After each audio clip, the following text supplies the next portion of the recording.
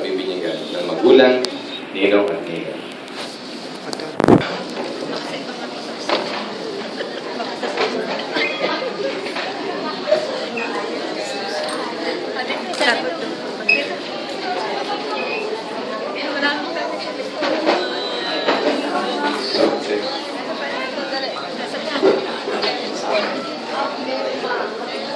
Sa dami ng focus.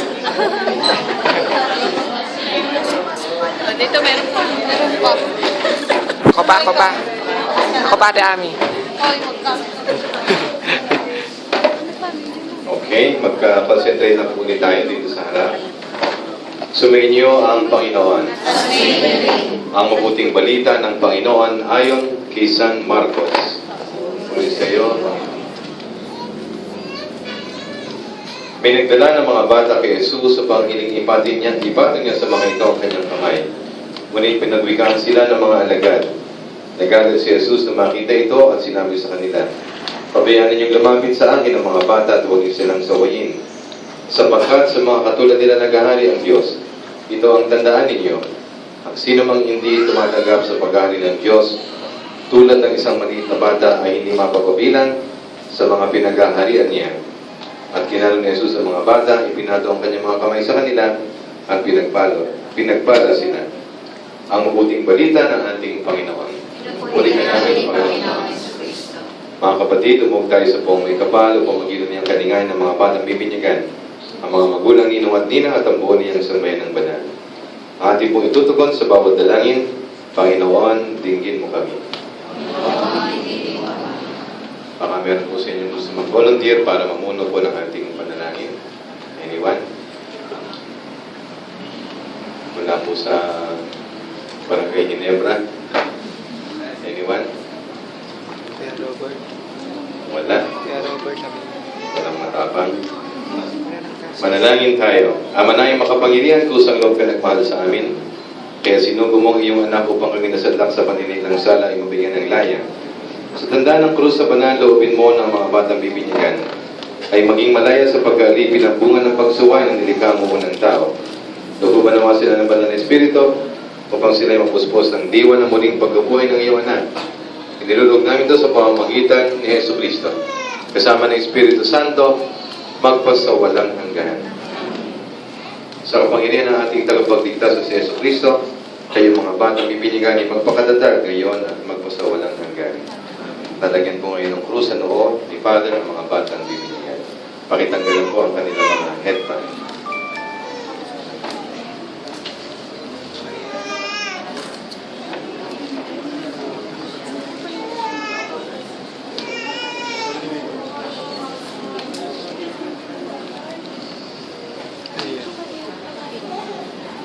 Meron ba?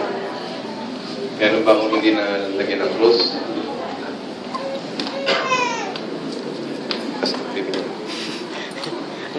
Okay, patuloy po tayo. Ngayon po, idadako tayo sa pagbabasbas ng tubig na gagamitin sa pamimigay. Manalangin tayo. Ama naming lumikha, hindi na po kayo basbasan ng tubig na nakalaan para sa pagbibinyag ng mga hinirang, para sa muling pagsilang at pananampalataya ng simbahan na gahatid sa buhay sa kalangitan. Sa pamamagitan ni Jesu Cristo kasama ng Espiritu Santo, magpasawalang hanggan.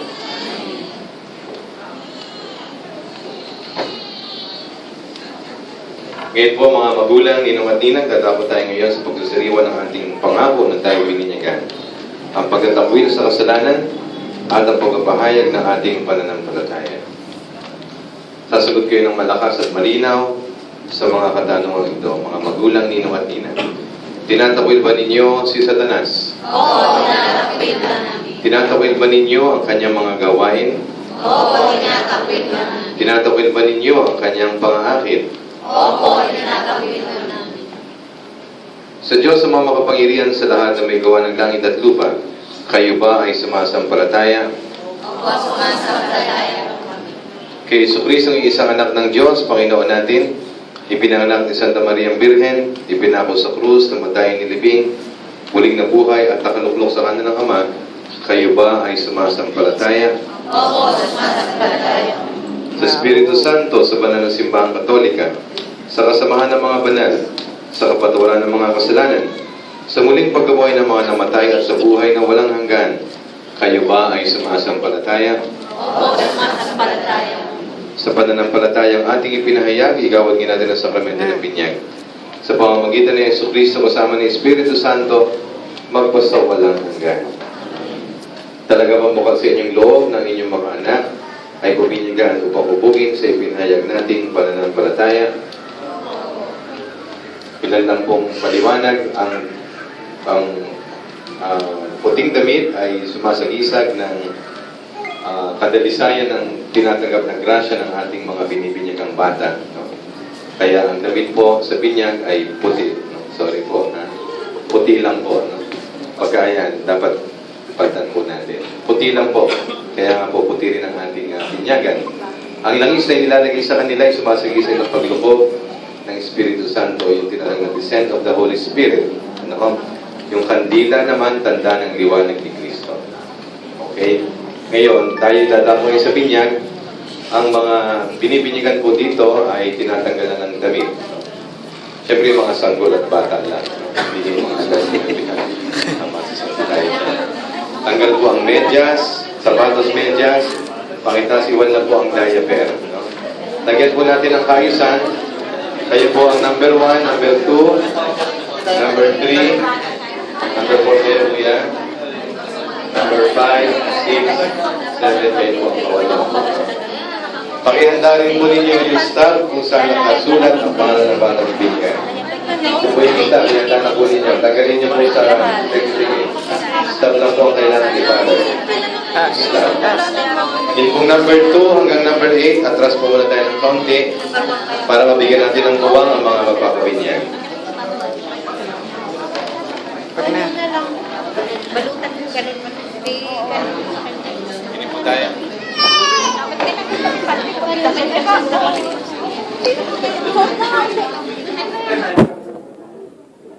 Pangit na pa nakaganyan na.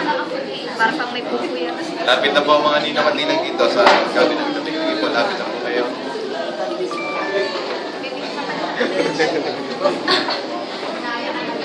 O, tagal po ang dami.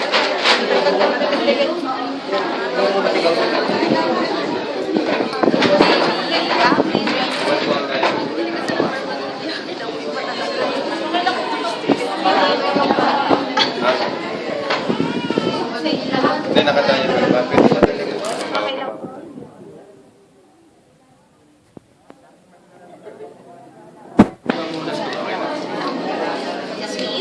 Eh, yung barangay bata number 1. Habang ang magulang, ninong at ninang sa bata, stop mo. Stop niya. Saan ang tatay nito? Habang ang tatay. Papalik ko ako. Tayo na pangalan nilagay sa iyong anak. Jasmine Kayla po. Jasmine Kayla. Patayo nga, patayo. Jasmine Kayla, pinipili ka nila.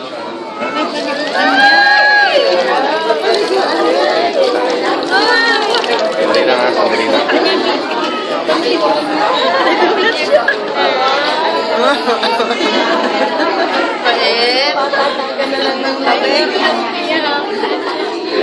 Ibatang naman batang ito sa kanya pakikisabi ng sinari na. Ito yun yan ako, bigisan nyo na. Balik ka lang po yun pa. Binyag na.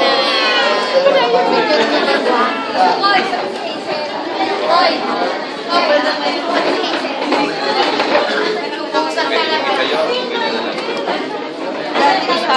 Malapit kayo, manino na.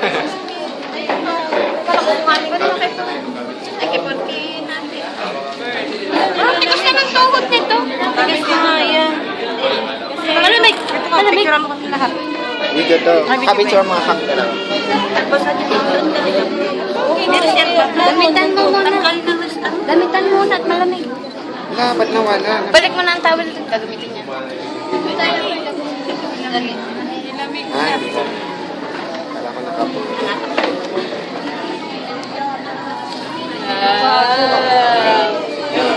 Paano nga yun? Paano ko matandaan? Paano pag malaki na? Susuot, tubo sa sala. Bait naman ang aming baby. Hindi, walang umiyak. No? Walang kaiyak-iyak eh. Malamig. Malamig ba? Yan. Kahit na tayo for mo. Ay, kapalit na. Kapalit na pagka-diaper. Di pa. Kapalit na. May coins din ako dala dito. Ano yun? Ito yung panty niya.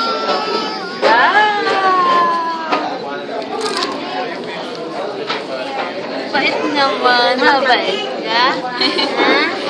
Hindi ka humingin langis. Ay, oo nga. Ay, talaga yung mahal ba? Malamig ba? Malamig? Ha? Tawa eh. Mami, papalitan mo pala ba? Oo, saglit. Malamig? Ha?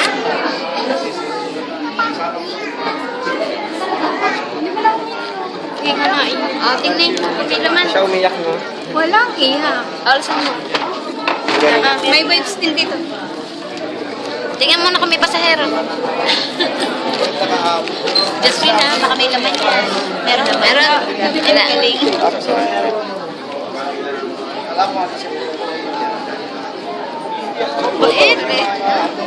Ako na mag-aalaga. Uwi ko na saan? Bawan. Bisa. Sabi ko pa sa laman din.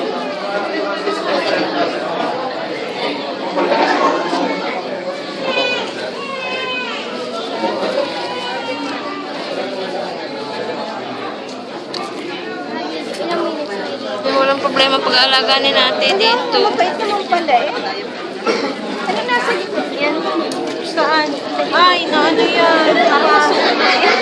Kaya parang nakakapag-Facebook pa si natin. Saan nakapasok? Ano? Nung Ang laki na pregnant mo. Saan? pasok. Saan napasok? Ate, pero ano yung headband niya? Narinig yung bago nila. Bago yun ngayon. Dati yung ulo lang eh. Parang nakakita niya. Oo, ulo Dati lang. ulo namin nabusan na nakahaya nga, nagulat ako. Kaya sabi, tanggalin ang damit. Anay. Babalik ko pa. Ay, ngayon pala, paligo talaga. Saan talaga eh? Kaya sabi ko, kailangan pag matanda ng bibi niya, guys. Nagpapatubad. Sa CR na yan, dadalhin. Idala ka mo langis. Kapag ito ako yung inaalaga. Kapag Balik ka bata. Ako eh. ay, mali. Kaya nakakapag-Facebook si nate eh. Kinakatulong na namin. Basta, bagong ligo ulit. Dapat ayos na. Hintay lang. Ako, sinasabi mo pala. Pangit ang labo. Bawal yung kasama rin. Ala, wala huli na yan. Like, gatro ang pelikula. Okay lang, patayin mo na. Labo sila.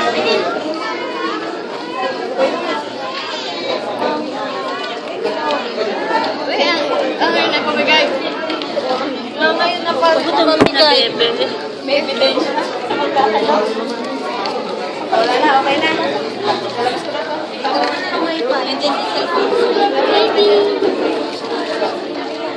Nagutom na yata niya. Sugaran. Kinakain ang kamay. Sadya ka rin yung pagbabae. Dalat-ala. Tatlo na sinusubo niya. Salamat, baka maubos. Wala bukas.